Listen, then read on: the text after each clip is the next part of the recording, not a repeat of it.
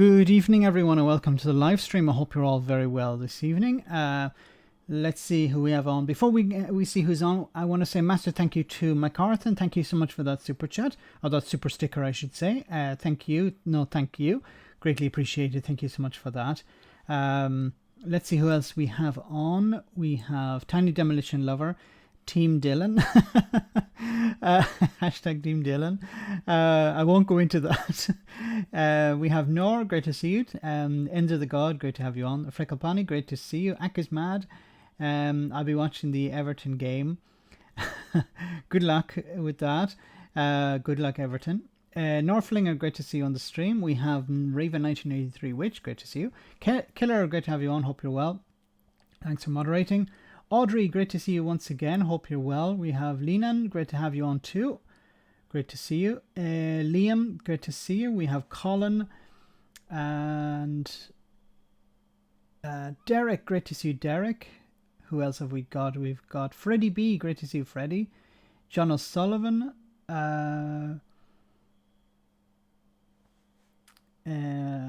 Dominic, great to see you. Colin says, Colin Thompson, I just wanted to reply to this. I saw it just before I jumped on. Did Owen Jones have an aneurysm today? So for those who don't know, Owen Jones is he's a left-wing commentator and writer. He writes sometimes for The Guardian.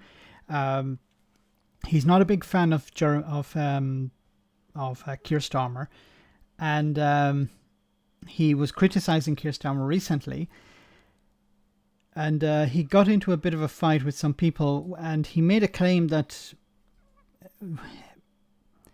Remainers, so I think he's a Brexiteer. He says that he voted Remain, but he seems to be a Brexiteer, a left-wing Brexiteer, or a Lexiteer.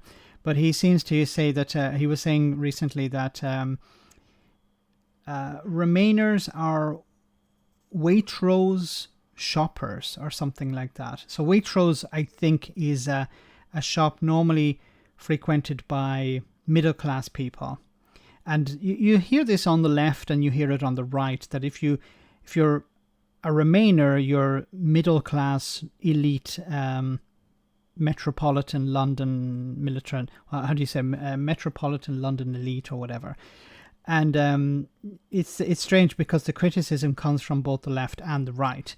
And he was suggesting that anyone who is a Remainer is a Waitrose shopper. So it's somebody who's disconnected from reality, somebody who doesn't understand the struggles of the working class, which is, I find, extremely condescending, because it means that anyone who believes Brexit is going badly has to be middle class and can't be working class. And also vice versa, that if you're working class, it means that you must think Brexit is the best thing since sliced bread. This doesn't make any sense at all. And also, the ironic thing is that Waitrose is a cooperative. It's not a capitalist based company or corporation. It's actually a cooperative, which is generally supported on the left. So I think he didn't know what he was getting himself into there. But anyway, just to touch on that for a second, we have Michelle, great to see you. We have Roisin, great to have you on. Oliver, great to see you too. Derek McCall, Daily Blaze, great to see you. Hope you're well. Claire Sweet, great to see you too. Katie, Mega Harry Baum, great to have you on. Mark, CGM, Young Ralph, and Fearless Wolf, and so many more. Can't say hello to everyone because we're up to 230 viewers. Amazing. So remember, guys, to smash the like button. And I want to say thanks for everyone for coming on the stream. And if you do smash the like button, it helps the algorithm, gets the stream supported in other ways. But I want to talk about a number of things. Of course, Brexit, talking about the cost of living crisis and the Tory leadership campaign. So I want to start off here. It says charities concerned as details of £400 energy bill support for Britain revealed. So it says here, charities have warned that some of the most vulnerable households could miss out on £400 to help with the soaring energy bills this autumn, after details were revealed of how all homes in Great Britain would receive the support. The money, part of the already announced energy bill support scheme, will be paid in 6 months monthly instalments of £66 or £67 to around 29 million households. Charities and campaigners raised immediate concerns that more than 2 million prepaid meter customers could have difficulties accessing the support. Yeah, so people who use these prepaid meters it'd be difficult for them because they don't actually receive a bill. They pay per usage. Those who pay by direct debit will receive an automatic deduction off their bills, while those with smart prepaid meters will see an automatic monthly top-up added to their account. However, customers with older non-smart prepaid meters will not receive the support automatically, instead receiving an energy bill discount voucher each month via text, email, or in the post. Customers will have to redeem these in person at their usual top-up point, such as newsagents or post offices. The usual prepaid meters include those using prepaid meters include some of the country's poorest and most vulnerable households who are finding the soaring cost of energy and other bills most difficult. This is in relation also to the rise in the price energy cap, which is expected to go up significantly in October and in January. Luke, thanks so much for that super chat, Luke Fitch. And Luke said, thank you so much, Luke. Very kind of you. 2 super chats. One, the second one, hey Max, what do you think of Novara Media? It's a good question. What do I think of Novara Media? I think their programming is very high quality. I disagree with some of their approaches. For example, they have never, as far as I know, reached out to Keir Starmer, for example. And what they tend to do is they speak to people who agree with them. So they don't generally speak with people who disagree with them. And I think this is a blind spot within Novara Media. They will have people on who are on the left, but also people who will agree with their viewpoint. And they'll criticize Starmer. Look, and I criticize Starmer, but they have a better chance of actually having Starmer on to speak, or someone within his circle, and either the party refuses to put someone on, or they are not really interested in speaking with somebody who disagrees with them. So I think they produce really good quality material. Their videos are interesting. I agree with a lot of things they say, but I think there is a blind spot where they are in a bit of an echo chamber, and they're not really willing to speak with people who disagree with them. I follow Aaron Bastani on Twitter, and he follows me back, and we've disagreed on some things and agreed on some things, and it'd be interesting to have him. I'd love to have him on sometime on the Sunday brunch. I'll try and reach out to him. Also, the other guy, Michael, I forget what his name is. He's really good. It'd be good to have him on either, but just to thrash out some things we disagree on. But it's a bit disappointing, I find, with Novara Media, that they don't generally speak with people who disagree with them. Or they'll have people on who are very far to the right, maybe.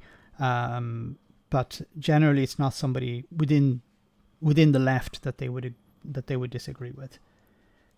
Thanks, Luke. But I do think they do provide a very good service, and they should be supported. Roisin, thank you so much for that super chat. Very kind of you.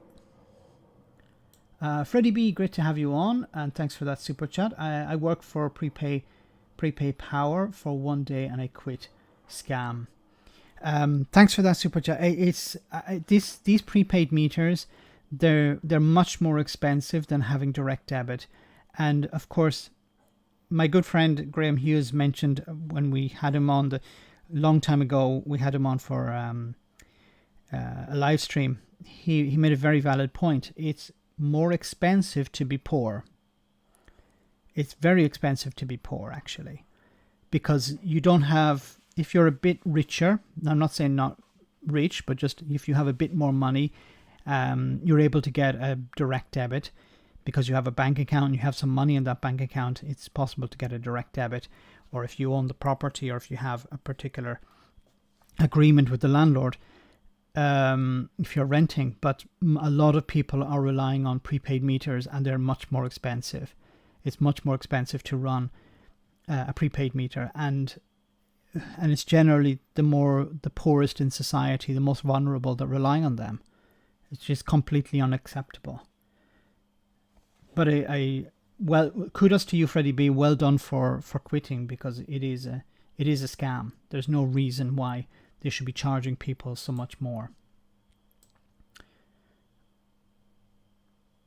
It goes on to say here, Maureen Fildes of the Fuel Poverty charity National Energy Action said she was fearful that some people using prepaid meters may struggle to get the vouchers. There's a lot of fear about how people are going to survive this winter. She said on BBC Radio 4's Today programme, "I don't think this is going to be sufficient to help people cope with the cost of living this winter." A lot of people on prepaid meters don't have a lot of interaction with the energy supplier. They just top up as and when they need to. If it's a paper voucher, we'd like to ensure that people don't ignore post from their supplier. It's not going to be another bill. It's going to be some level of support.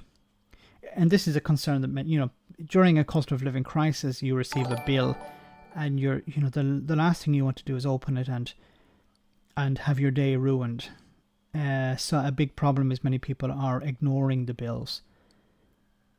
So it's important that this information is provided to people, and it's provided in a way that they are encouraged to open these letters to make sure that they have access to these vouchers. But the vouchers may be not enough to cover many people's bills. If bills are going up to, on average, £500 a month, a once-off payment of £400 isn't going to do very much. DC, great to see you on the stream. Thanks so much for that super chat. Hi Max, what are your predictions at the next general election? Will Labour win? How will the Lib Dems do, and the SNP? We're still a bit away from a general election, but if it were held today, Labour would win a majority, but they may not win enough of a majority to form a government. So they would become the biggest party, but they wouldn't win a majority. Sorry. So it's likely they would have to form a coalition with the Lib Dems and maybe the SNP. And if the SNP were to, of course, form a government with the Labour Party, they would request the right to have a referendum, or support from the government for a referendum, I should say. And the Labour Party would not do that. The Labour Party have said so far, now they may change their mind, but if we go on what they've said at this moment, they said they would not support Scottish independence or support a second referendum. So it would be very difficult to extract that as a concession. Keir Starmer has been adamant about that. He's not going to provide the Scottish government with a referendum if he becomes Prime Minister. I don't think that is what the SNP are relying on, but in order to have a functioning government, Keir Starmer may need to rely on the SNP, at least for some sort of support. So he may have a minority government and then ask the SNP to support the government on particular policies. But that's not going to last too long. And what should happen is the Labour, Lib Dem, or whatever coalition is formed, they should push through as quickly as possible proportional representation and get first past the post out the door, because then you would have a much more democratic system, which would provide parties like the Liberal Democrats and the Greens a much better representation in Parliament. The idea that the Greens have won 2 million votes or 1 million votes, and they ended up with 2 seats. When if it was proportional, they would end up with much more than that. So this is what the Labour Party, and the Labour Party can't rely on first past the post. If they do win power, in some sort of massive landslide, they could rule on their own, but I don't think that's likely at the moment. But even if they did, it would be a fluke, and they can't rely on first past the post, because at the next election the Tories will be back in and they would be undoing everything that the Labour Party are trying to do. Sorry if there's some noise, guys. I'm not that far from the airport, and I have the window open because it's very hot today, and it's raining, so it's a little bit cooler, so hopefully there isn't too much noise. Apologies for that. How will the Lib Dems do and the SNP? I think the SNP are predicted to pick up maybe 1 or 2 seats, and the Lib Dems are expected to pick up many seats in England. They may even pick one up in Scotland, but it's not certain.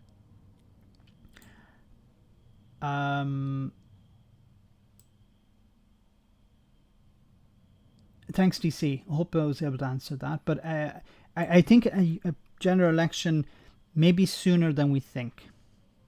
The Tories want to hold off until 2024, but I think they may actually have one before that, with Liz Truss leading the charge.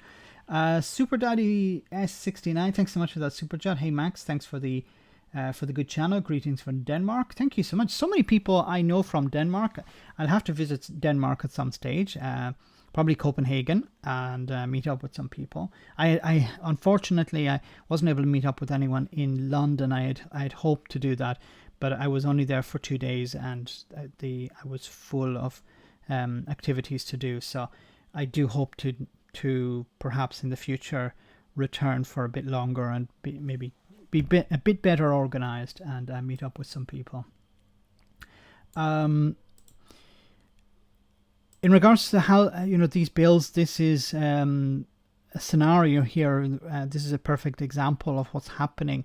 This was recorded by Sky News.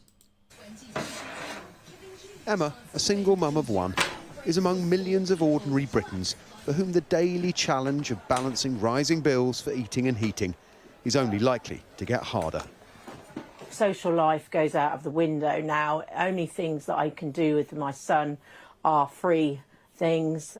It's basically going to be that we don't put the heating on, so we're going to have to find ways that to keep ourselves warm. Worse is yet to come, with average energy bills forecast to rise to more than £3,000 in October and as high as £3,800 by January. Without more direct government help, one energy supplier told me there will be dire consequences for millions of households. This is terrible. And we're just going to hear exactly how bad that is. Sorry, there was some comment here.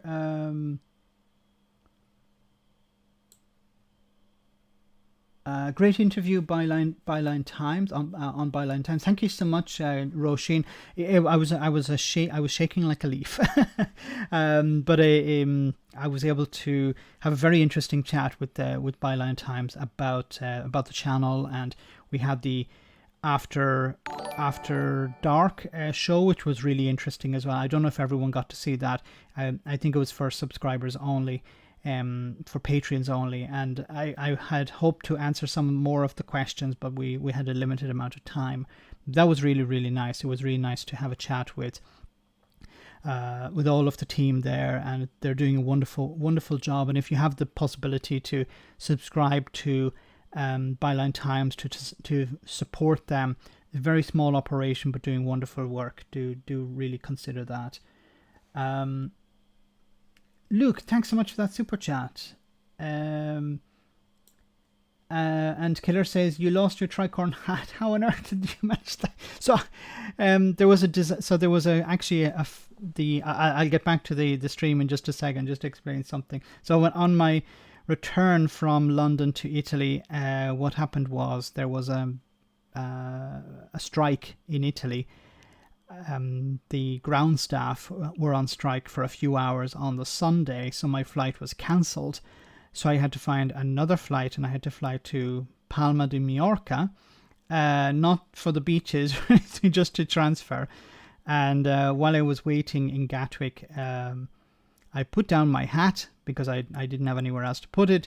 And when I got up and walked away to the gate, when I crossed into when I passed through the gate, then I realized, my tricorn, where is it? I must have left it behind. So I put in a request at Gatwick to the Lost and Found, and hopefully they will find it and they will send it over to me. Otherwise, I'll have to get another one. But I was a bit confused. I was very tired. I can't believe I left it behind, but I can get another one. It's not the end of the world. Luke, thank you so much once again for that super chat. Greatly appreciated. Tom's on, thank you so much as well.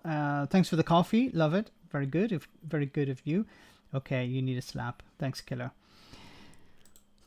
That's precisely why we called for more intervention earlier in the year, is because we could see up to 40% of our customer base going into fuel poverty, which is 40% of the fuel of the customer base going into fuel poverty. This is why it's necessary to provide real support to people at the moment. And £400 once off is not going to cut it, because if bills are going up to £500 a month, as I said, £400 is not going to do anything. Why we need more short-term help. While households face rising bills, energy companies enjoy steepling profits. British gas owner Centrica recorded half-year profits of £1.3 billion, largely from oil and gas extraction, a five-fold increase on £262 million last year. Now, it's important to remember that many people are talking about not paying their bills. And that's a legitimate form of protest. It's an understandable form of protest. But the ones who are making the profits are the wholesalers, and they are raking it in. It's not really your local supplier. Your local supplier may actually be making a loss at the moment. But it's the wholesalers who are making the real money. And while I fully understand people's response to this crisis is to stop paying their bills, what impact it will have is it will end up closing down the smaller operators. And I know you don't have to feel concerned for those, but what it will eventually do is it will allow these smaller operators to be bought up by the larger wholesalers and to eliminate competition. This is a huge problem. Rob, thank you so much for that super chat. Peter, thank you so much for that super chat.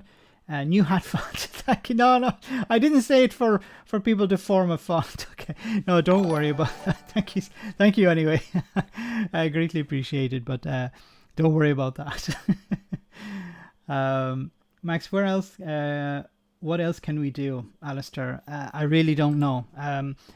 I think this form of civil disobedience is all the people have left, because marching on the street is one thing, but not paying your bills. I'm not going to criticize anyone. Not far from it.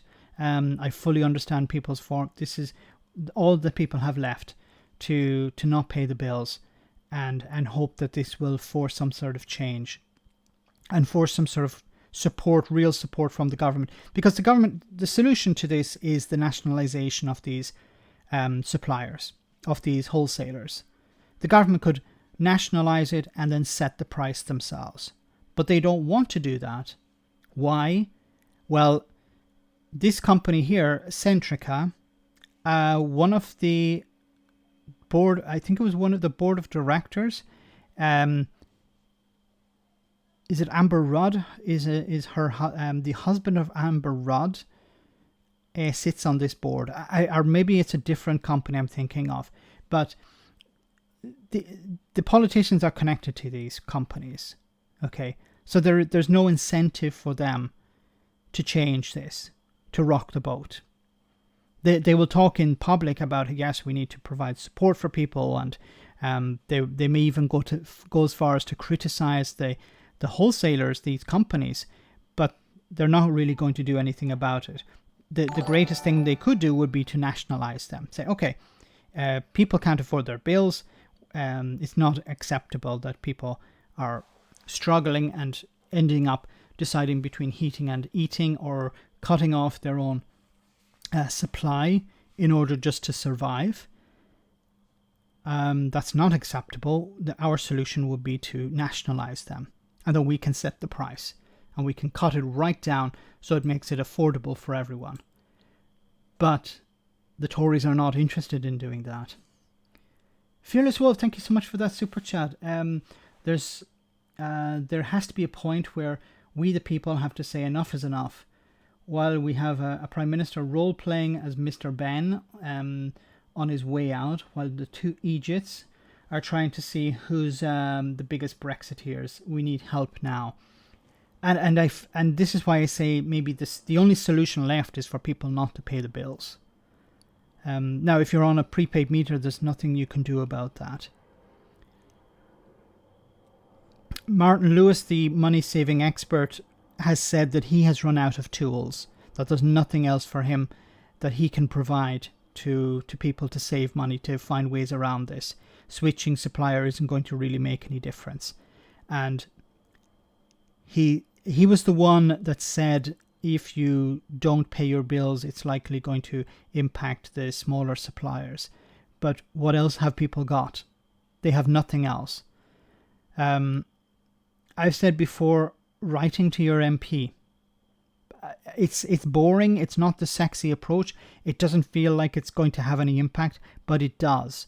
And I said, if enough people write to their MP and put pressure on that MP, especially if it's a Tory MP, if they put enough pressure on them, this might move the needle a bit.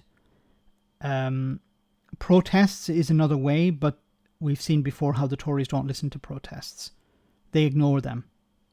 So I think letter writing and maybe not paying your bills may be a way of changing the response from government. But people are in a desperate situation, and it's completely unacceptable and it's completely avoidable. If the government were to nationalise these companies, they could set the price. But they don't want to do that.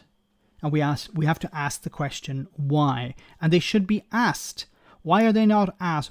Why aren't you asking them? Why aren't the journalists doing that? That's their job. Holding ministers to account, holding the government to account, holding these politicians to account, asking them, why aren't you nationalising these energy suppliers, these wholesalers?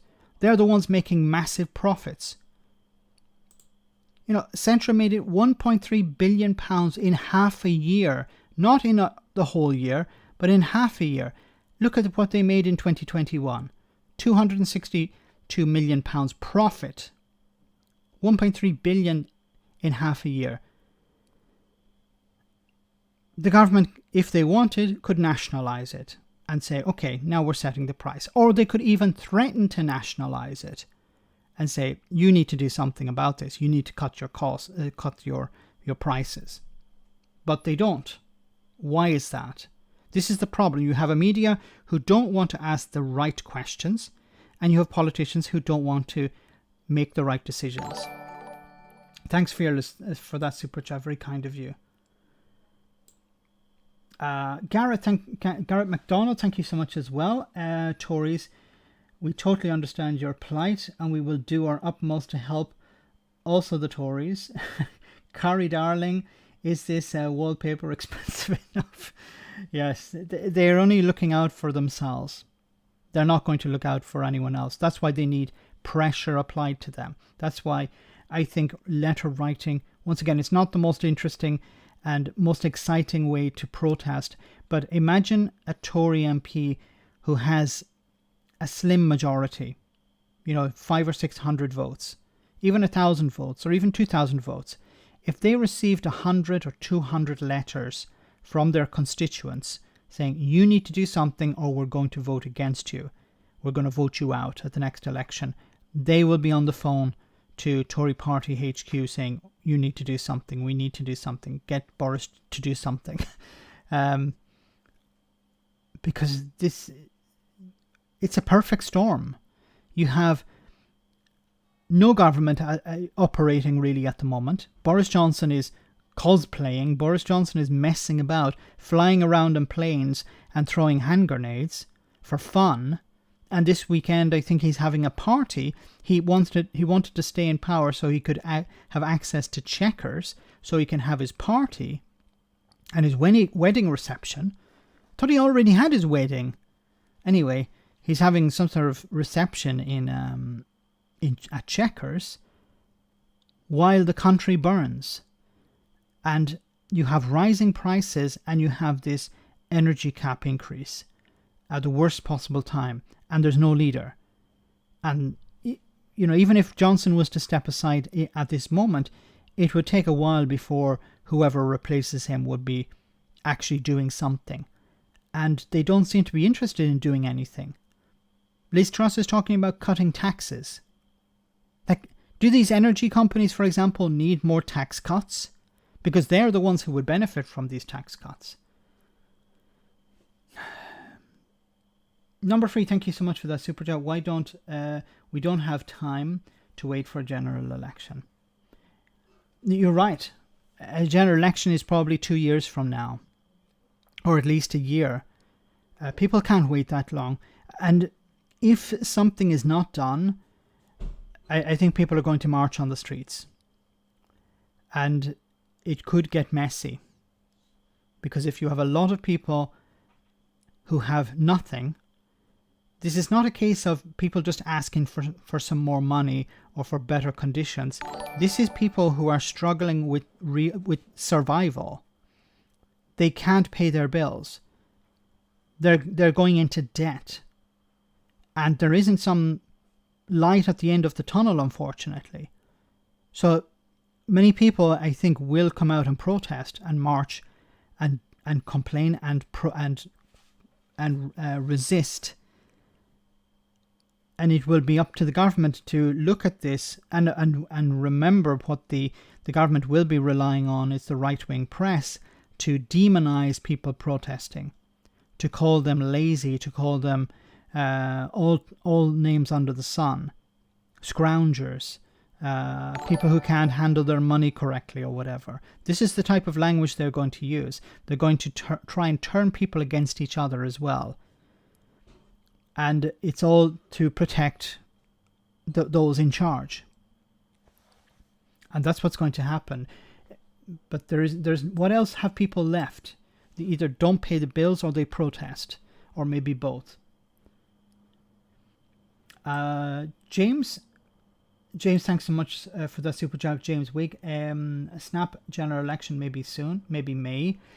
But it depends on the Tories if they decide to go with that, because the thing is, the hope that we had was that Boris Johnson would call a general election. But Boris Johnson has, in a sense, stepped aside.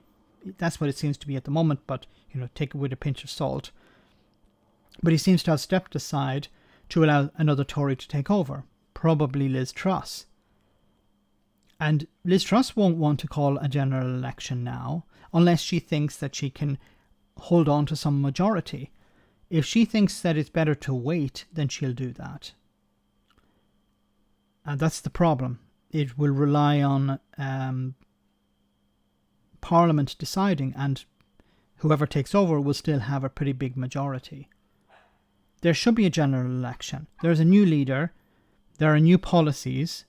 The manifesto isn't being respected in any way. So there should be a GE, so general election. It shouldn't be a case of waiting until 2024. Thanks, James. Derek, thanks so much for that super chat. Governments should work together to stop capitalist cartel price gouging, regulating free market, but rather support broken system than their people. And I hate to resort to the B word here, but this is part and parcel of Brexit. And I said before how Brexit is both disaster capitalism and racism working together. Some people voted because they believed that they could make a killing out of this. It would benefit them economically, or there were racists. And I'm talking about the Brexiteers. I'm not talking about people who actually voted, but I'm talking about the Brexiteers. They're either racist or they're disaster capitalists. And I think a lot of them are realizing now we can really benefit from this. Some people, during every crisis, somebody's making a lot of money. And you can see here who's making a significant amount of money out of this crisis. And we have to look at their connections to the government, to government ministers, or to the Tory party in particular. But the government should be working with people to stop these companies, but they're not, because they're part of the problem. It's not in their interest to actually do anything about it. Fearless, thank you so much once again. My God, man, you don't have to keep sending me super chats. Greatly appreciated. Anyway, thank you so much. The worst thing about it is, there's a lot of disabled people who need gas and electricity. God help someone who's diabetic and the fridge goes out. Yes, I really don't. And this is why we're starting to see the NHS and even some private companies setting up food banks for people.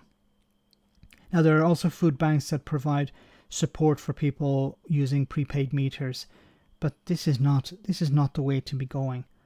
And I just think about people who are disabled. They may need electrical equipment. They need to have it switched on more. Also some people who have disabilities where they can't move around so much. In the wintertime, they need to keep warm because they are not able to physically move around, so they can't warm up.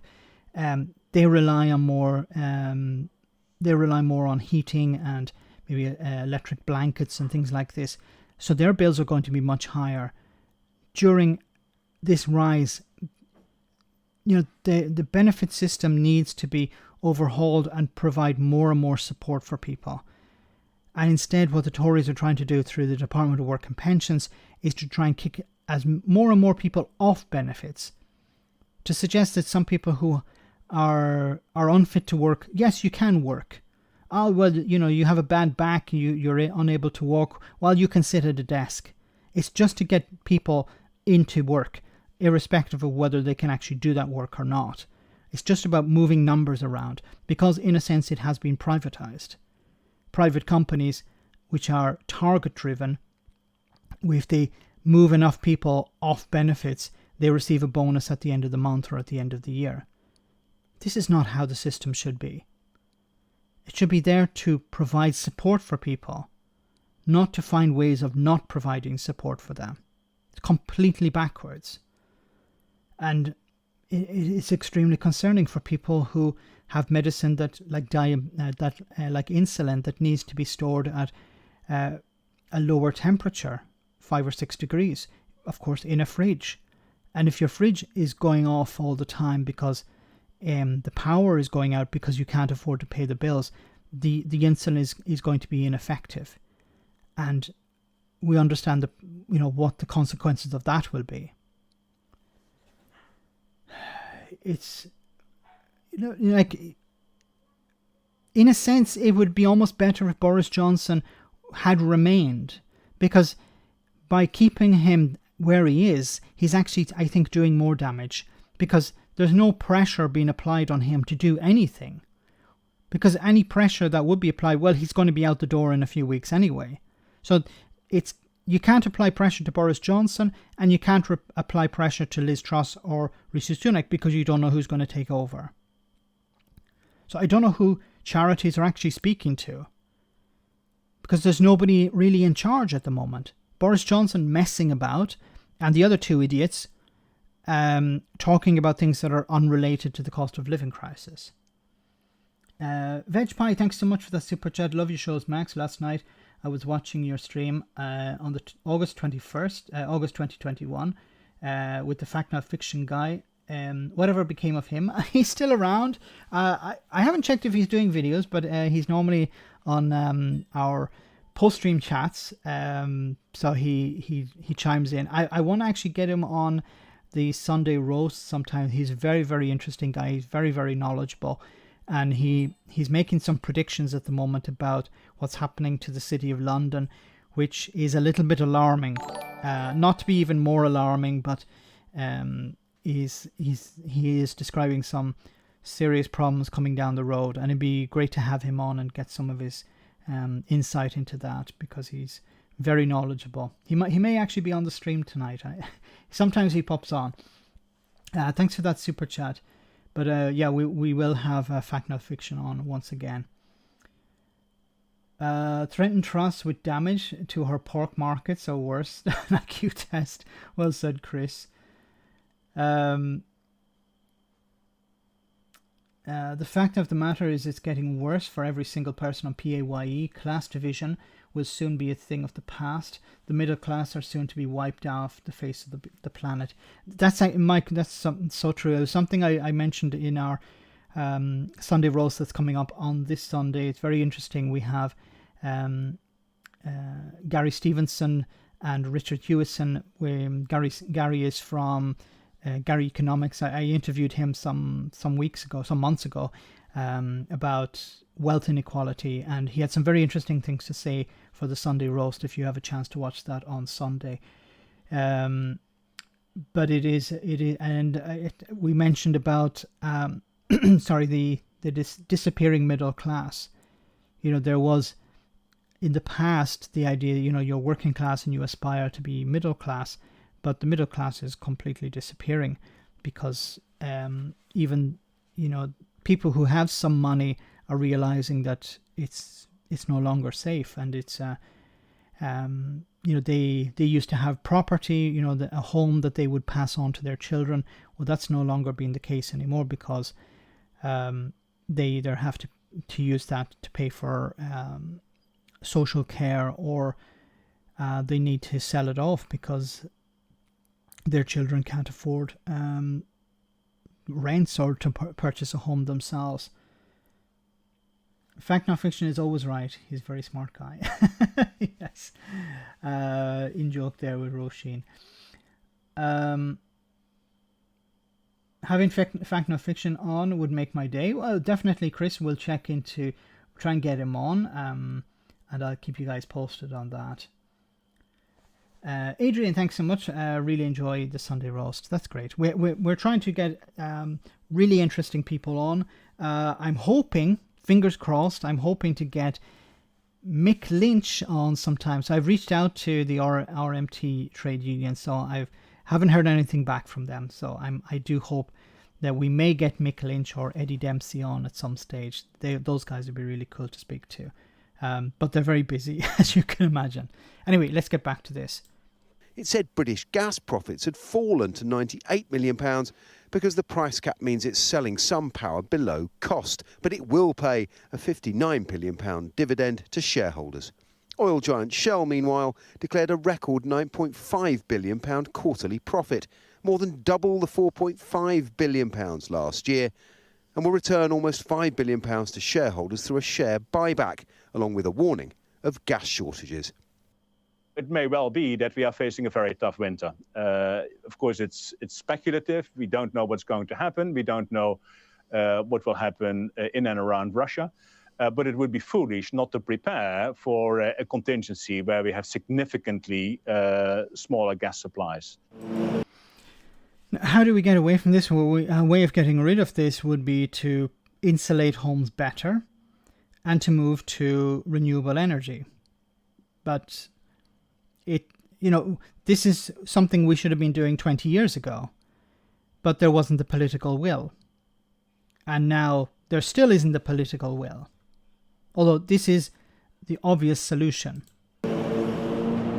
Energy companies say they need to make profits so they can invest in cleaner, greener technologies and ensure they're robust enough to keep supplying us with fuel and power. But as long as they are making huge profits from a price surge caused by war and sharing the proceeds with shareholders rather than customers, they will face criticism and political pressure.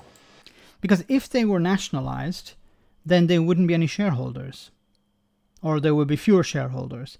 So the government would be able to decide, okay, the money is reinvested in new technology, or the money is reinvested to give customers a discount. This is the way it needs to go. And it seems that the Labour Party are interested in nationalising some aspects of the private sector, but not all. Here's another story. Just want a real story from a caller to LBC. This was today. Hi, Sheila. Yes, it's just a quick one, really. I pay my electric bill quarterly on a meter to my landlord. My landlord then pays it to the electric company. Mm-hmm. Where do I get my £400 from? Oh, good question. It should be from your landlord, shouldn't it? Well, yeah, but he's only paying one bill, so he only gets one £400. There's five of us living on the farm. Right. So do you live in one house? I live in a stable, like a converted stable, which is rented to me. And I've got 5 other residents living alongside of me on the same farm, all paying their electric bill to the landlord. And we're all saying the same thing. How are we going to get our £400? Right, so he's got one bill for all those properties? Yeah. Oh, you need to talk to him to start with. Is he half decent? No. Oh. He's honest. Yeah, he's not half decent. So, and you know, the idea that this man is living in a stable, yes, it's a converted stable, but it's still a stable, tells you pretty much all you need to know. So this landlord is exploiting these people and is allegedly, or perhaps, I have to be careful what I say. He's perhaps exploiting these people. He may be exploiting these people, but obviously he will get his £400, which probably means nothing to him because he's probably making a lot more money on the rent, and these people will not get anything, because unless he's going to give each household who's renting and paying their bills £400 each, I don't think the landlord is going to do that, because the landlord would not be compensated. What should be happening is each individual building should have their own bill, and they should not be paying to the landlord. They should be paying it themselves, and then they would individually get their £400. But that's not seen to me. It's okay for Zawari claiming the heating on expenses. Yes. Then you need to talk to, who do you need to talk to? You need to talk to, do you know who the energy company is that he pays? I've no idea. Oh Lord, I don't know where to tell you to go. Citizens Advice or the council? Council, yeah. Mind you, most council advice lines are terrible. It's a very good. That's why I phoned you, Sheila, because I knew I could get through on this number. That's the best line ever. Okay. Landlords collect rent and bills from several properties via conversions, but only register one property for utilities and council tax evasion. So that's why they normally do it with one. Because I was wondering, why would you have it registered as one building? Why wouldn't you register all of individual ones? But then you'd have to pay council tax on individual buildings, so you register as just one. Amazing. So they all probably have the one address, but when the post arrives, they check the name and they hand it out and they collect it themselves. This is part of the problem as well. Thanks, No DLC, for clearing that up. I was a bit confused. Gareth, thanks so much for that super chat. Landlords, a twat, Max. Just say it, man. Yes, he is a twat. And of course, this creates a lot of problems, as you can see here. So who gets the £400 payment? It's likely the landlord, but then the landlord is only paying council tax for one building, one address, I should say. So he's benefiting from that, he or she. Well, I think it's a he. So once again, the system is broken, and it's not there to protect ordinary people.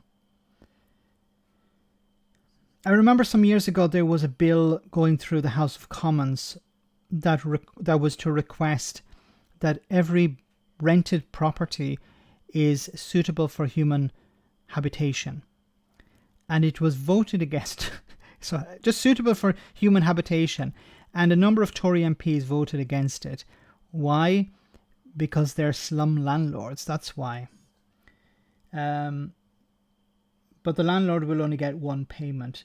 But for him, it's probably worth it, because he's probably making a bigger saving on council tax than he would get on the bills. But if it's putting as 5 properties, it'd be 5 payments. But then he'd have to council tax on 5 properties, which I don't think they want to do. The council tax should be paid by the tenants. I don't know about that, because they're not. The council tax should actually be paid by the landlord because they own the property. No, the system was broken from the offset by design.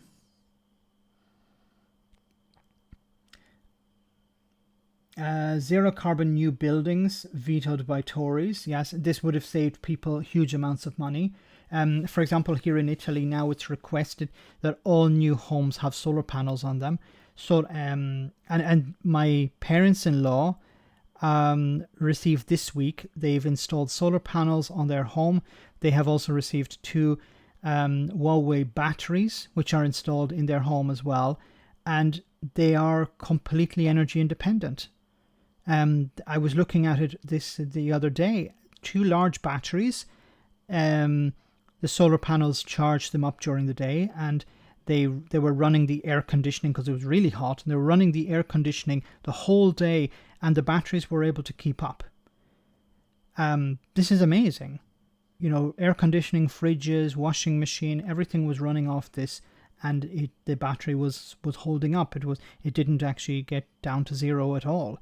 And then the next day it was fully charged again because the sun, now of course we're in the middle of summer, so yes, that's the best time for solar, but even in the wintertime it's going to keep it pretty much charged up. And they have a heat pump installed as well, which means that they don't need to rely on gas or liquid LPG, liquefied petroleum gas is it called, for heating either, because they're out in the country. They don't actually have gas supplied in by mains, so they're saving a huge amount of money, and it's better for the environment.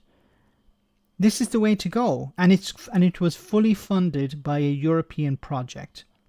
So this was money given by the European Commission to the Italian government, and they distributed it this way.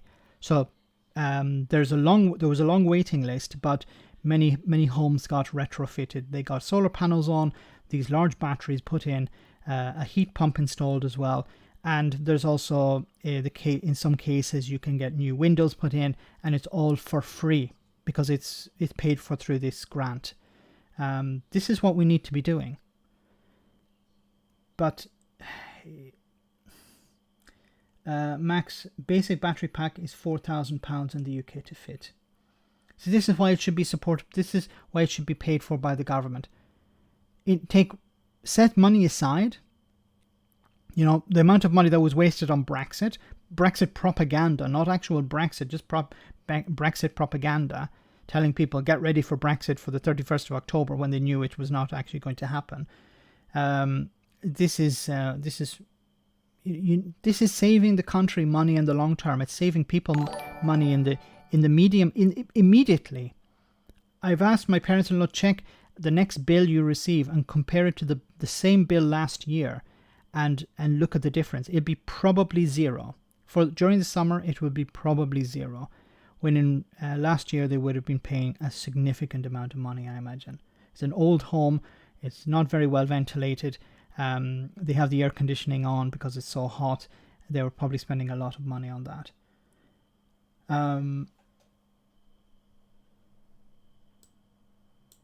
Freddie B, thanks so much for that super chat. Landlords, universal swines. I was charged water tax in final year college, yet charges never took off in Ireland. Didn't get my money back. But how is it possible? I know that the water charges in Ireland were rejected. People protested against it and stopped it. How is it possible you were charged water rates or water fees? A water tax, sorry. Sure, if you have the document and the payment, it must be possible to claim that money back. I don't know when that was. I know it was some years ago when it was eventually cancelled, but was it not possible to find? Maybe it was not possible to get the money back because it was a swindle. Because you paid the money to them and they were supposed to pay it on your behalf and they didn't. So it'd be a police issue, not a one with the water company. So sorry to hear that, Freddie. There's so many people out there just trying to take advantage of tenants because they know that they're desperate, because they're afraid that they're going to get kicked out and they won't be able to find other accommodation, or they'll have to find accommodation which is much more expensive. And there are landlords who know this and are taking advantage of that situation. Gareth, thanks so much for that super chat. Just stick a solar panel on the top of the cars stuck on the port of Dover. That'll be Saturday. There's all day in the sun doing something fucking useful. Yes. Joking aside, or can we have joking aside? No. Right? Well said, Gareth. Gareth's always good for a bit of fun here. Thanks for the super chat. Greatly appreciated. But you're right, yeah. We need solar power cars, and when they're parked at the port of Dover, they could charge the entire country. Plug the grid into these cars, and because they're stuck under the sun for so long. And it's likely that there are going to be more delays during the summer because more and more people are going to try to get away, and it's not over yet. But we all knew that. We all knew about Project Fear.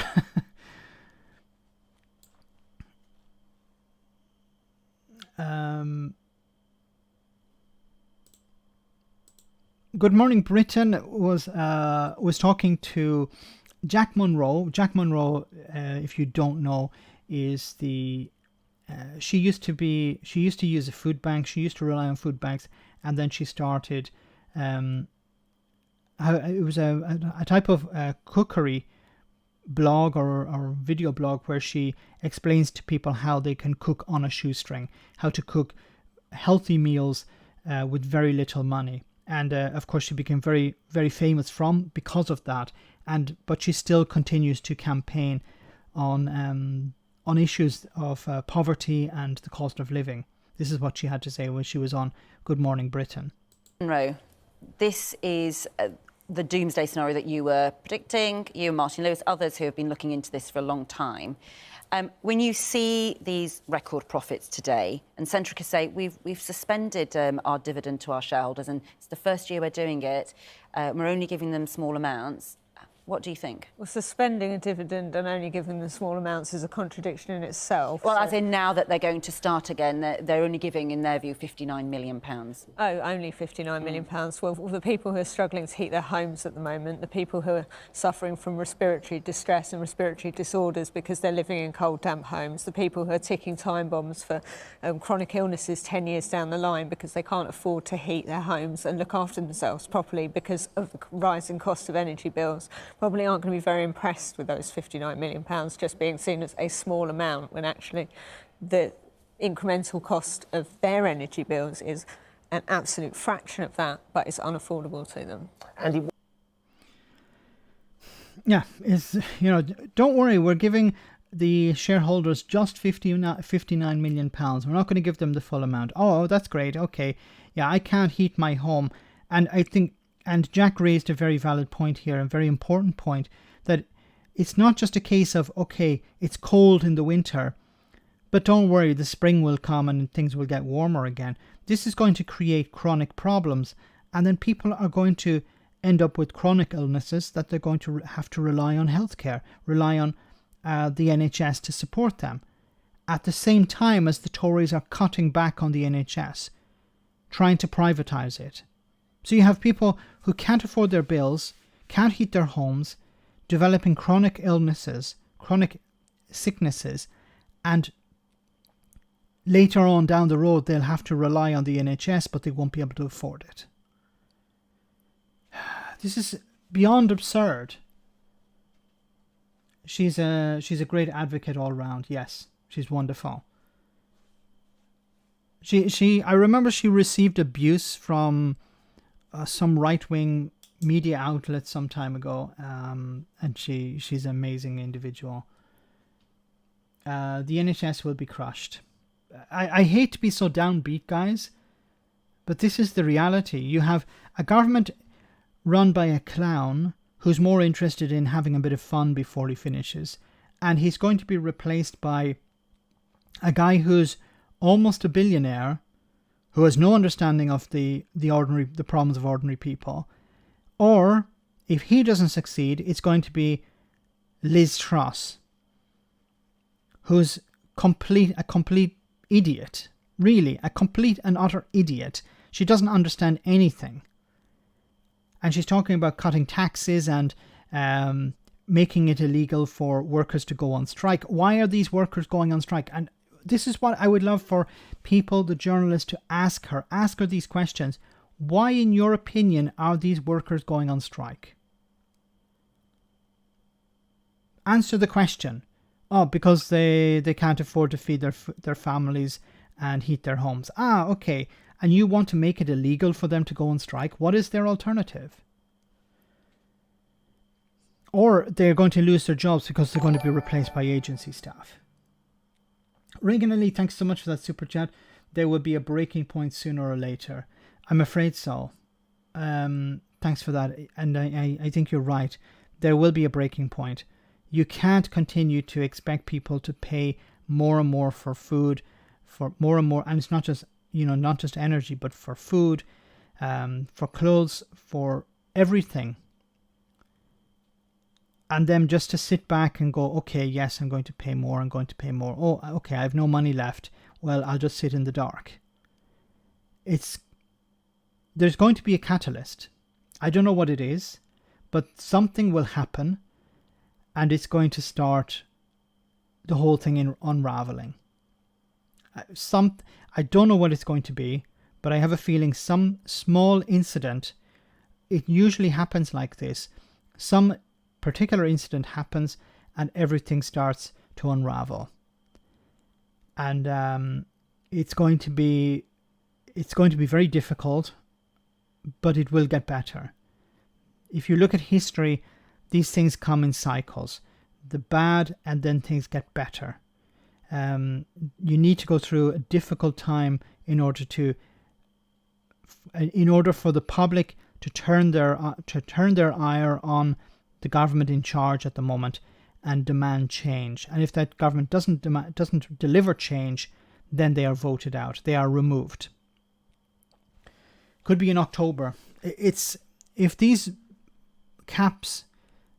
cap is reduced or increased, in October, if the cap is increased in October, you're going to see some sort of protest against that.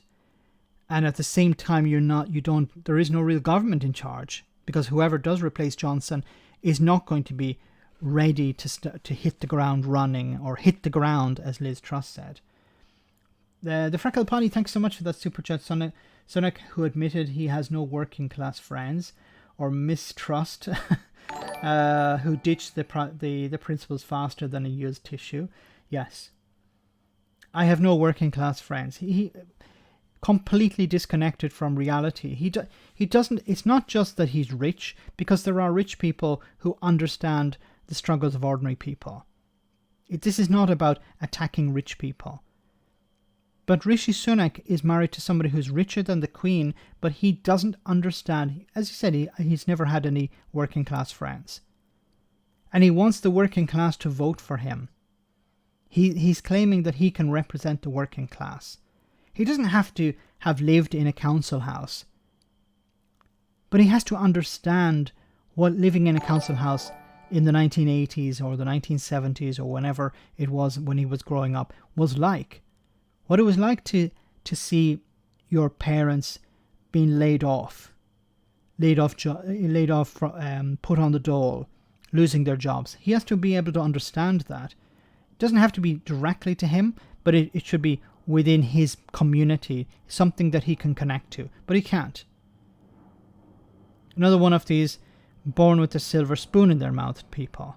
Another Boris Johnson. But at least Boris Johnson was good at faking it, good at pretending that he understood. Rishi Sunak can't even do that. And Liz Truss, mistrust, she'll do whatever she's told. That's why I said that the likes of the ERG are backing her, because, how can Jacob Rees-Mogg come out and say, yes, Liz Truss is somebody who believes more in Brexit than I do? Yes. Because the ERG sat down with her and she basically said to them, I'll do whatever you want me to do because I want to become Prime Minister.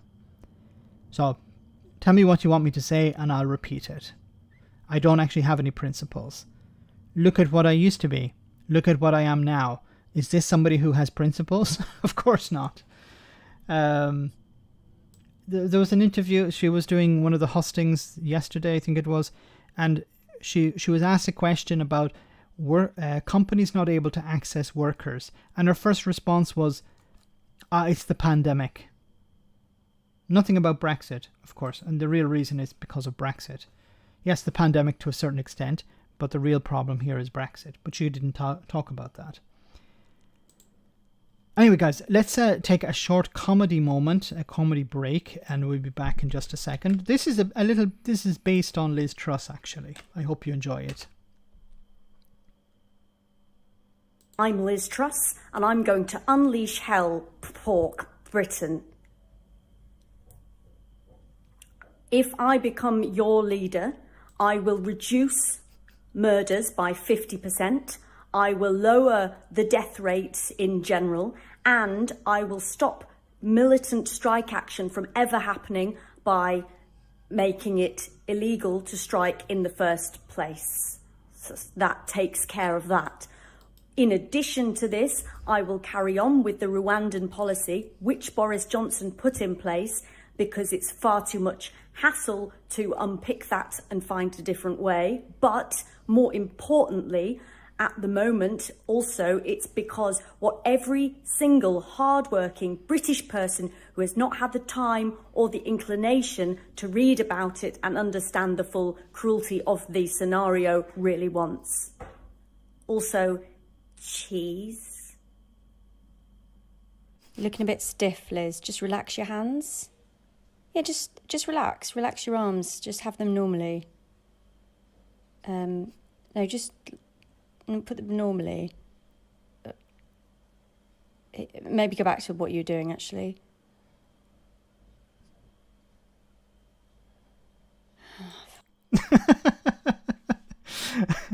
Well done, Susan. Exactly like Liz Truss. Worse than Theresa May. Anyway, guys, let's move on to the strikes. So, rail strike to cause severe disruption across Great Britain on Saturday. So, tomorrow there is a rail strike. Rail services around Great Britain will be severely disrupted on Saturday by the most widespread strike by train drivers since rail privatisation in 1996. Members of the ASLEV union will stop work for 24 hours at 7 train operators, halting some parts of the network and leaving only a few trains running on some other lines. The strike by workers comes 3 days after a national strike by members of the Rail, Maritime and Transport Workers Union, the RMT, including network rail signallers and onboard crew at 14 train operators, shut down most services. Strike coincides with the first weekend of the Commonwealth Games and the opening day of the new England Football League season. West Midland Trains, which run services to support venues across Birmingham. The host of the games will have no services this Saturday because of the strike. However, strike action was called off at Chiltern Railways, which runs services between London and Birmingham, after ASLEV agreed to rerun a strike ballot by its members rather than risk an injunction over objecting to it. It goes on to say the rail delivery group, which speaks on for train operators, said the strike would upset the plans of millions of passengers, particularly those hoping to attend the sporting events. It urged passengers to plan ahead and check the latest travel advice. He said, the chair said, "We're really disappointed that the ASLEV leadership has decided to impose yet more uncertainty and disruption for passengers and businesses in a week which has already seen a strike by RMT. Like any other service or business, we must move with the times and cannot continue to ask taxpayers or passengers for more money when we should instead respond to the huge changes in travel behaviour post-COVID." He asked ASLEV to resume talks. However, ASLEV General Secretary Mick Whelan responded, "We're happy to talk, but the train operators say there's nothing to talk about. They have no offer to make." ASLEV, like sister unions RMT and Travel Salaried Staff Associations, Association said the government has prevented the industry from offering a pay rise approaching inflation, although ministers claim it is in the hands of the employers. So the problem here is that the government don't want to allow these, or have agreed to allow these companies not to provide wage increases that match inflation.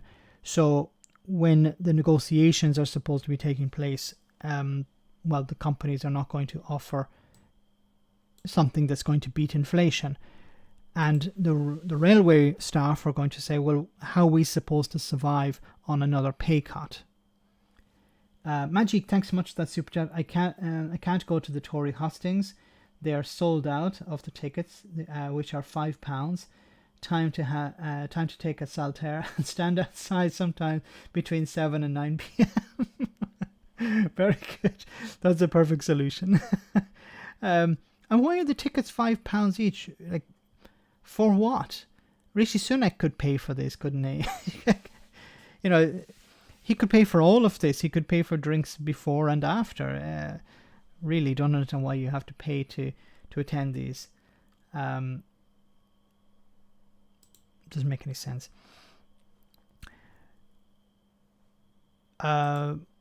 Sticking with the strikes.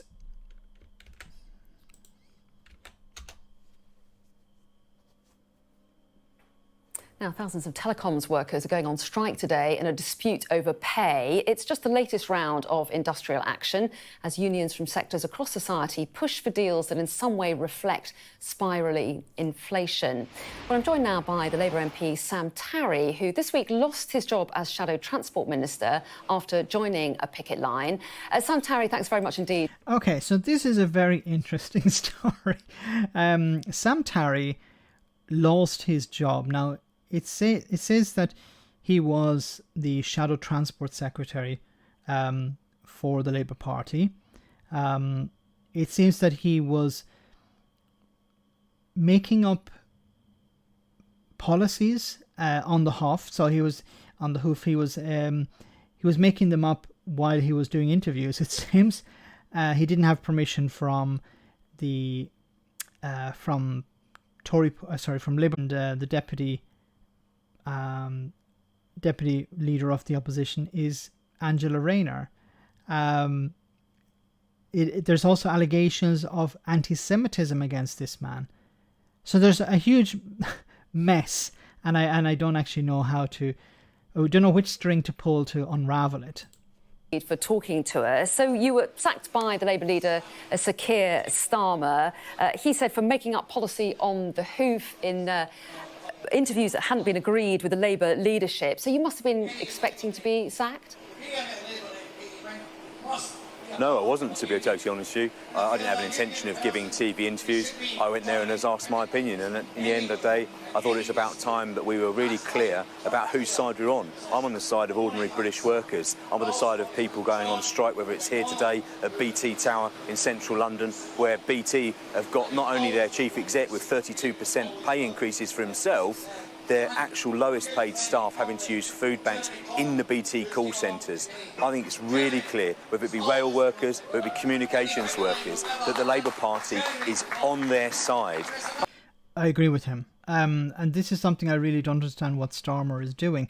Now, did Starmer sack this guy because he broke some rules, or is there something more to this?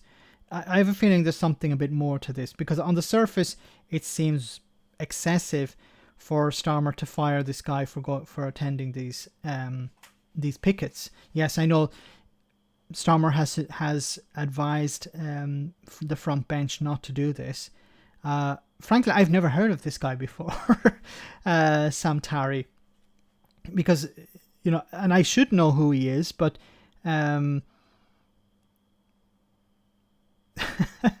Angela Rayner has good taste here. Okay. I wonder if Phil has said why this is good Starmer strategy. He hasn't. Has he posted about it yet? Now, some people will say it's a good Starmer strategy because it makes Starmer look like he's in charge, and if he's not in charge, then his MPs would be doing everything that Starmer would set a rule: don't do this, and if the MPs go against that and don't get punished, then you'd be asking, well, why is he setting these rules? So they would be undermining him. I think it should be. I don't think there's another. I think there's something much deeper to this than somebody just breaking some rules, because these things would have been agreed beforehand. I didn't make up policy. All I said is that surely it should be right that we offer workers in this country to match inflation at least, because otherwise all they're getting offered is a real terms pay cut, and that's simple. And everything he's saying here is correct, which begs the question: why is Starmer so against this? Why is Starmer? Why did this guy get fired? Once again, I think there must be something else going on here. Simply not good enough after 10 years of austerity, and on top of that, spiralling inflation over the past few years. Well, Sir Keir Starmer would say that that is making up policy on the hoof, and he says that collective responsibility is absolutely vital in the running of the party. This isn't about me or Keir Starmer. This is about the Labour Party demonstrating it's on the side of ordinary British workers in this country. People who are at snapping point. You know, when it's £100 to put car, petrol, fuel in your tank, when it's costing thousands of pounds to some people's medium-sized homes to even heat them or pay the energy bills, and when people's wages in real terms are shrinking every single day, we need to be crystal clear. We're on your side. We're on the side of ordinary British people. And, you know, none of these workers, whether they be BT postal workers, whether they be train drivers, whether they be low-paid ticket office staff from TSSA Union who went on strike the other day as well, they've made a really difficult decision to lose a day's pay. You know, the Labour Party is the party of trade unions. Trade unions are literally part of the Labour Party, you know, and so it's really clear to me that we need to say we're on your side, we're on the side of ordinary people that are suffering in this country, and that we've got a clear plan. We've got a plan to rebuild our economy. We've got a plan to invest. This guy is saying everything that's true. This is, once again, I don't understand why Starmer fired him. He was participating in this strike. He was told not to. He was making up policy on the hoof. Okay, but what policy? Because the Labour Party don't really have any policies at the moment, because they don't actually have a manifesto at the moment. Like, unless the policy is don't talk about Brexit, and somebody talks about Brexit. But I really don't understand unless the policy is we're not going to support these strikes. But that should be up to individual MPs. And you know, this is not some sort of fringe idea. This is part and parcel of the Labour Party. The Labour Party should be supporting these strikes because the public support them as well. This is not just about a small group of people who want some more money because they're greedy. This is about people who can't afford to pay their bills. There are people who are members of trade unions working for the NHS, and they have to rely on food banks. The NHS has set up food banks for people. There are private companies setting up food banks because the staff don't earn enough money. This is not some sort of fringe problem. This is affecting 90% of the population. Most people are suffering some form of on different levels, but pretty much everyone is suffering some impact of the cost of living crisis. And I think if you're looking at what's happening here, people are going out and protesting. The public are supportive of this because the public understand the problems that they're going through as well. The workers are going through. And they say, look, if I was part of a union, I'd go on strike as well, but I'm not allowed to join a union, or there isn't one in my company. In the technologies of the future, the ludicrousness of what the Tory leadership candidates are saying at the moment. You know, you've got Rishi Sunak, someone so out of touch, he doesn't even know how to fill up his car with petrol.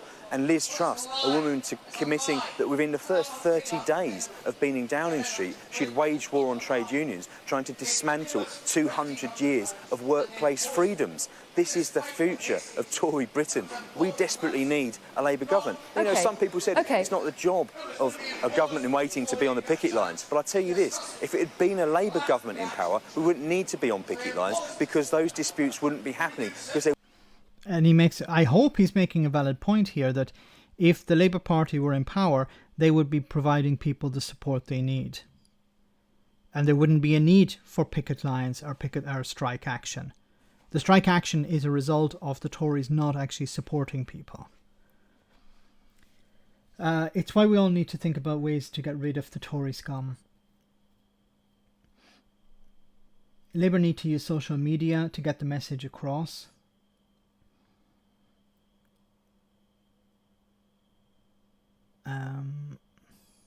Cahill, thanks so much for that super chat.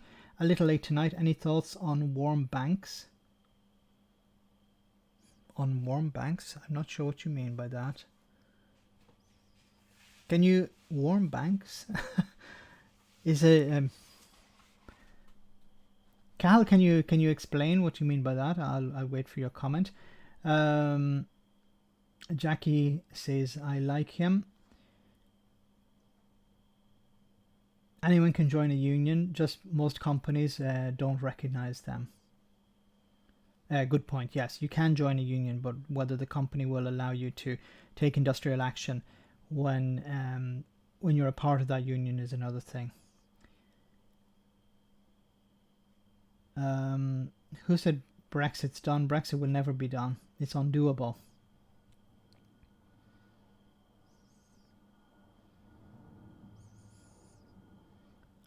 That's okay.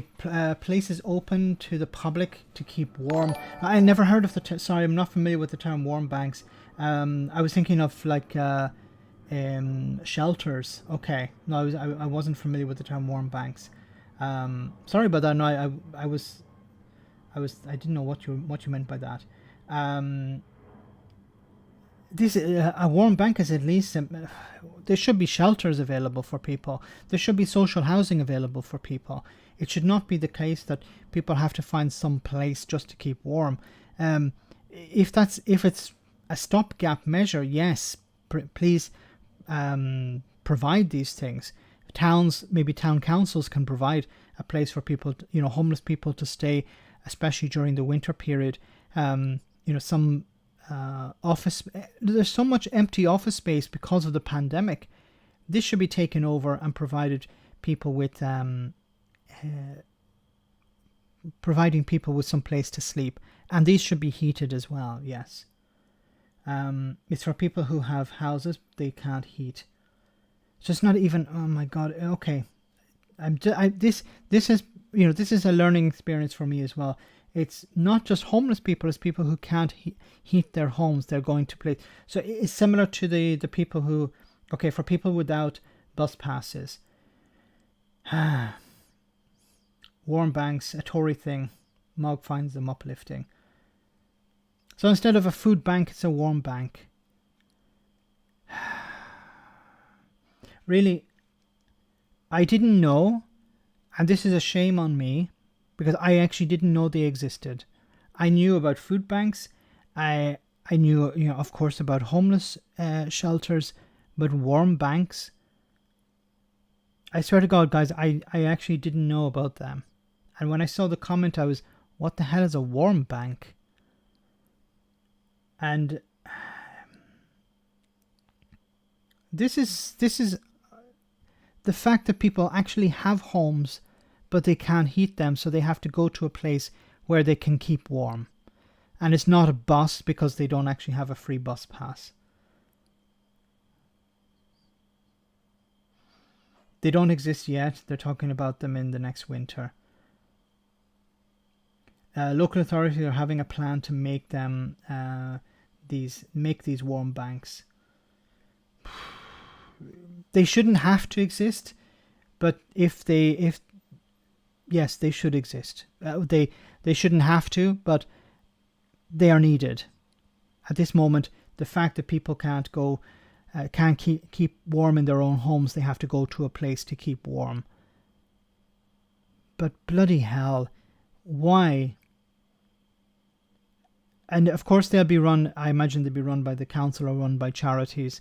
And this, of course, will not because I'm criticizing the charities, no way at all.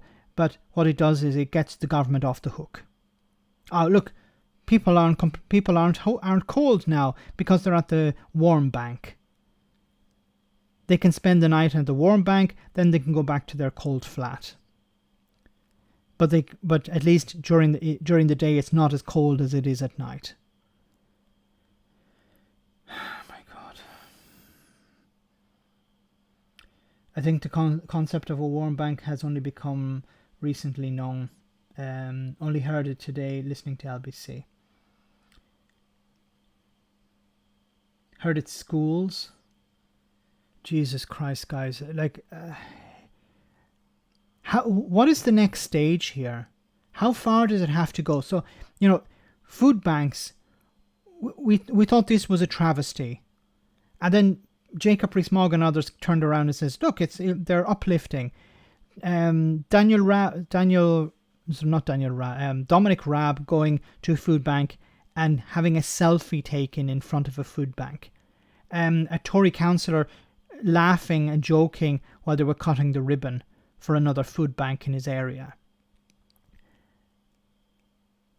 And we thought it can't get any worse than that. At least, this is rock bottom. But now, warm banks, we can't actually provide people with the support they need. So what we'll do is we'll rely on charity to fill the gap once again. What is it next? We can't actually provide schools for children. We're going to ask charities to teach them instead. We won't provide welfare to people. We'll just ask, we'll go back to workhouses or something like that. Unleashing Britain's potential, Max.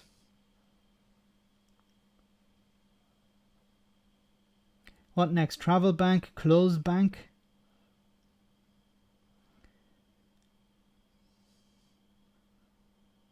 Charities are breaking under the Tories, and the problem for the charities is that they used to rely on the middle class to provide them with support, but the middle class are now struggling as well, and the middle class can't afford to donate to food banks, so the food banks are struggling as well. Now a lot of the food banks receive food from supermarkets, so they are able to continue in some way, but they still rely on donations, either financial donations or donations of clothes or warm objects, for example, blankets and things like that from members of the public. But if members of the public are cutting back on their purchases, then they're going to cut back on things they can give away as well. Somebody who may be changing their wardrobe, they may decide, look, I can give these clothes to charity, but if they're not changing their wardrobe, if they're not buying new clothes, then they're going to say, no, I can't do that. Let's just stop paying taxes then. There was a movement some years ago here in Italy, it was called the Pitchfork Protest, and the farmers, I think it was started by farmers, and they were planning to march on Rome and stop paying taxes. It lasted for a few weeks. There were protests at roundabouts. People would, honk their horn. People would meet at the roundabout and have cups of coffee or tea or hot wine or whatever together. But it really came to nothing, because there wasn't. It was drawn out, and it didn't move quickly. Any sort of real protest needs to move very, very quickly, and you need to have as many people as possible on board for the time necessary. The problem is, how do you stop paying taxes? Because taxes are taken from in many cases from your pay packet. So you pay the tax before you even receive the money. So it's difficult not to pay the taxes. But it's something that should be looked into, of course. Fearless, thanks so much for that super chat as well. Thanks so much, Reagan Elite. Remember when Brexiteers said charity begins at home? Well, here it is. Guys, this really blown my mind, this idea of a heat bank, or a warm bank. I think child workhouses are next. No, we think this is there is. I think something that we wrongly believed over the last number of centuries is that there's progression. Things gradually get better. There are difficult periods, but things gradually get better. But they're gradually getting worse, not better. The idea of food banks is not a step forward, it's a step back. The idea of warm banks during winter. I remember covering the story some months ago about how pensioners were riding the bus using their free bus pass in order to keep warm. And the problem is that most people will look at that and go, well, yeah, okay. Well, that's the way things are. Nothing you can do about it. This is the problem. The attitude of a lot of people is, well, there's nothing you can really do about it. There's no point protesting because it'll achieve nothing. There's no point complaining, it will achieve nothing. There's no point writing a letter to your MP, it will achieve nothing. And people have been convinced that they have no power. And I think it's going to get to a stage where people will have to say, well, okay, I have no power, but I as an individual have no power, but if I'm with many others, if we march together, if there are hundreds of us, thousands of us, tens of thousands, hundreds of thousands of us together, that will make a difference.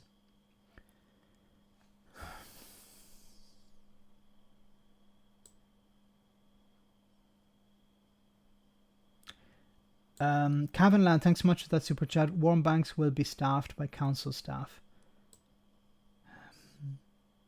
But why? Why is it necessary to have a warm bank? Why can't these energy companies be nationalised and the government sets the price? Instead of handing over billions of pounds to shareholders and CEOs earning 6-7 figure salaries, why isn't this money given back to the people?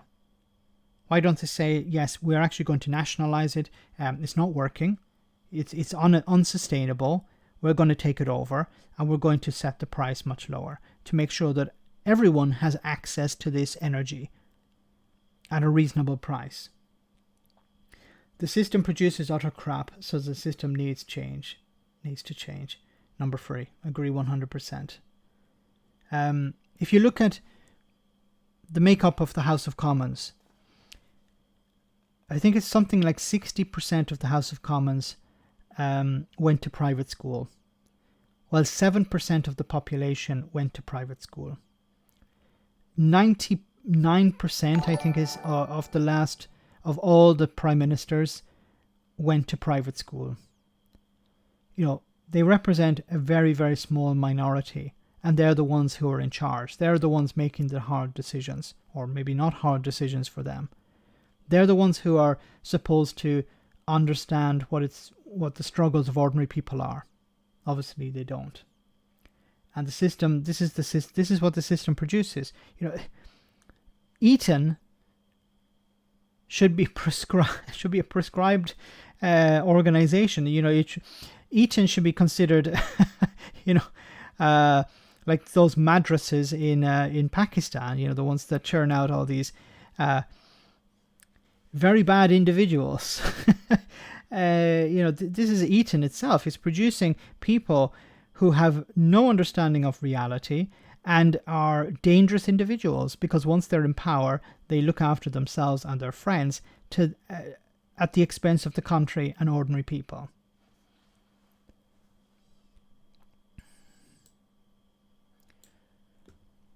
Anyway, guys, let's move on from this, because it's just unbelievable.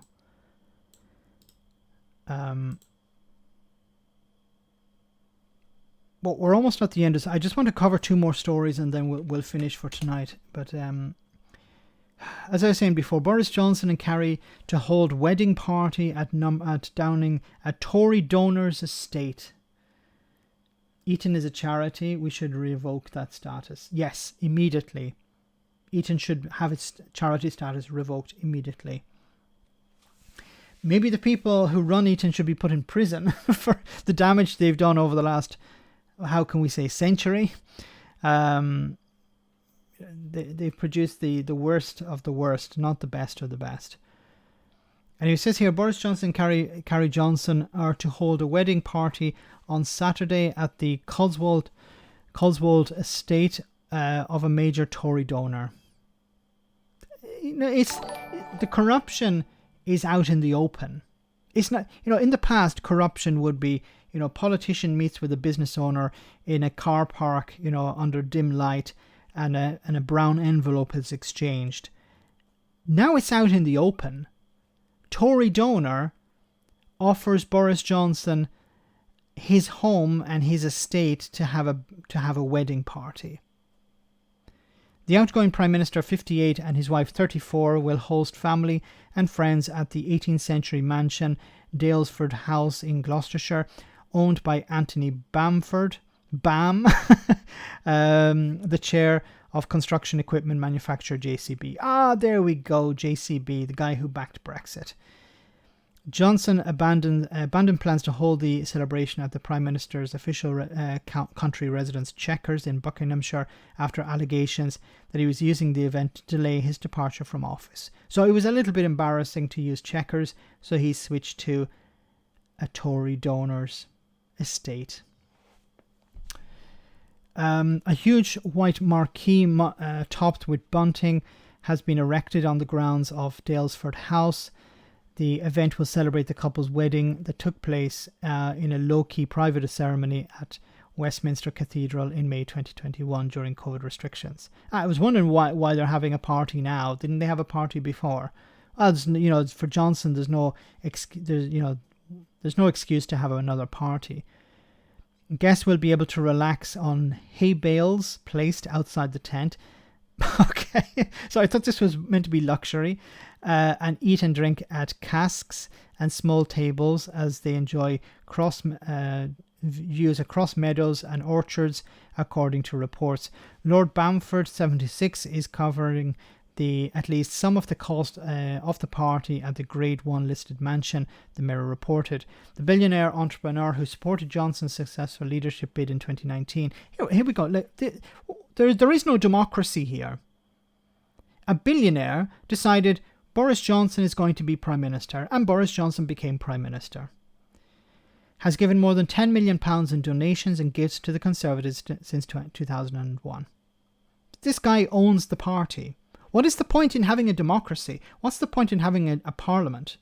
Really, can someone please this is another thing I wish journalists would ask. Okay, Lord Bamford donated £10 million to the Conservative Party. Please explain to me, what's the point in democracy here? What's the point in people voting when this guy is the one who decides who becomes Prime Minister? And of course, he's giving this he's throwing this party for Boris Johnson, of course, to get something in return. These billionaires are not doing it out of... Why wouldn't he say, to hell with you, Boris Johnson, I'm going to open up this marquee for homeless people, or I'm going to create a warm bank instead, which would actually help people. No, I'm not going to do that. I'm going to give Boris Johnson a bit of a shindig, allow him to use my property for a bit of a shindig. He's going to trash the place, but I'm going to get something out of it anyway, don't worry.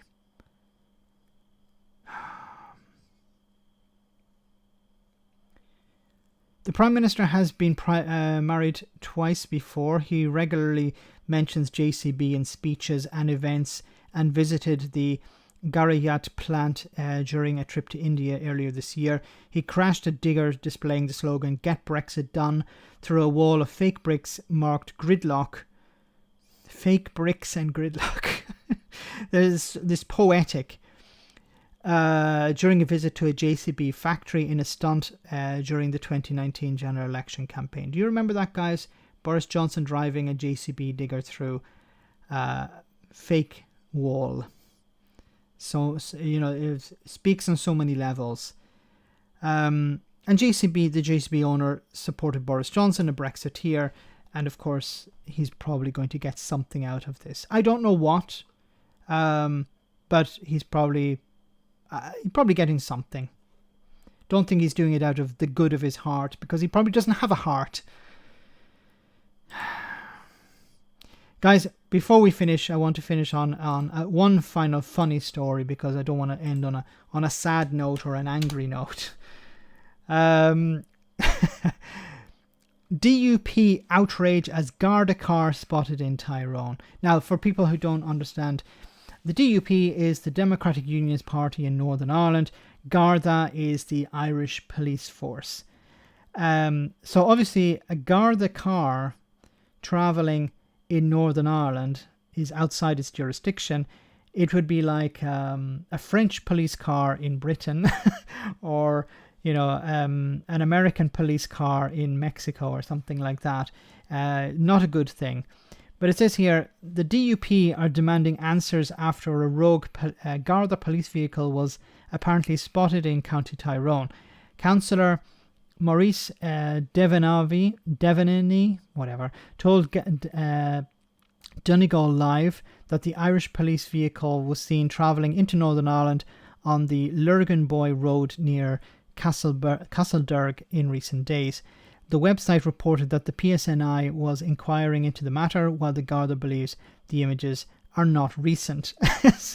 It seems the DUP got very angry over a picture. I don't know if there's a picture of the car. No. Of a picture of the car that was in Tyrone 2 years ago. It actually turns out it was from 2 years ago. But that didn't stop the DUP from getting angry. Because Mr. Devaney told locals, he told him the car was actually 2 miles over the border. I've spoken to PSNI, Police Service of Northern Ireland, regarding it, and they have informed me that if the car does cross into a different jurisdiction, there is a reporting mechanism if their mistake has been made. I can understand 100 yards or so when you realise that you're not in your own territory, but it's almost near Castledurg town. That's a long way from the border. It just raises concerns as to how this is happening and what needs to be, and that there was a need for a Garda car in the area. Look, I know the DUP's fantasy is that the Gardaí will invade Northern Ireland and, a new war can start, so the DUP, or the DUP friends, I should say, can go and dig up some weapons that have been hidden for some while and get back to business. But no, this was actually a case that happened 2 years ago. I know the DUP like to live in the past, like in the 1950s or in the 1650s, but this is a non-story. This Irish police car was in the wrong place. It was by mistake. Look, why would they? There's no reason for them. Somebody was in the wrong place, and there was a report made to the PSNI eventually. Sorry about that. This has happened on the other side of the border as well. There was, I think, some years ago. It was during the Troubles, actually, which was a bit more worrying. But some British soldiers had actually crossed over into County Monaghan, which is in the Republic, and they didn't know until they arrived in some town, and they noticed some of the road signs are a bit different, and then they realized, oh crap, we're in the wrong. So they turned around and went back. And there was nothing really to be made of it. It was reported in the newspaper. I think the British ambassador was informed, the Irish ambassador was informed, and it was resolved. It was a mistake. It wasn't an invasion. Okay. Now that was maybe a bit more concerning during the Troubles, but this is just the DUP looking for something to complain about. This is the DUP. The DUP voted for Brexit and are now complaining about the consequences of Brexit. So it's normal for the DUP to complain. So Gordon Brown's Guardian bit today on peerages. See Gordon Brown's Guardian bit today on peerages. It was actually a story I was going to cover, but we've run out of time. I think Keir Starmer there was a request for Keir Starmer to support getting rid of the House of Lords. And Boris Johnson, it seems, is just going to pack the House of Lords with more of his cronies before he goes, which should not be a privilege of the Prime Minister. That's why the House of Lords needs to be reformed or abolished, because it's just a nursing home for dilapidated prime ministers and politicians, people who have run out of, people who couldn't get elected are sent to the House of Lords. What was his name? Goldsmith. Zach Goldsmith couldn't be elected, so he was sent. So Boris Johnson sent him to the House of Lords. Lebedev in the House of Lords. Who the hell voted for him or tried to vote for him? Absolutely absurd. They don't like the Irish language either, no. So guys, we're almost at the end of the stream. I want to say thank you to everyone who came on. Thanks so much for all of your support as well. Make sure to check out the post-stream chat if you're on Discord, if you're on Patreon. But before we finish, we have our one. Yes, David Frost, of course, failed many times. Well said, Magic. Thanks so much once again for everyone who came on. Thanks for smashing the like button. Thanks for all of the super chats. And thanks to the moderators for doing a wonderful job. Before we finish, of course, we have our one for the road. I'm sure you'll enjoy this one. You may have already seen it.